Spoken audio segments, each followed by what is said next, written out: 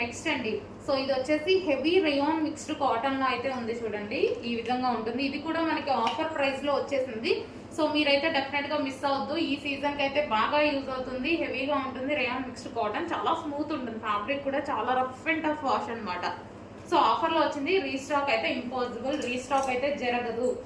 Restock జరగని item fast గా order చేయాలి. మనకి ఆఫర్లో ఇచ్చారు, నేను కూడా మీకు ఆఫర్లో ఇస్తున్నాను. So pink cream with pink combination. So ఏది కావాలనేది కొంచెం ఫాస్ట్ గా ఆర్డర్ చేయండి.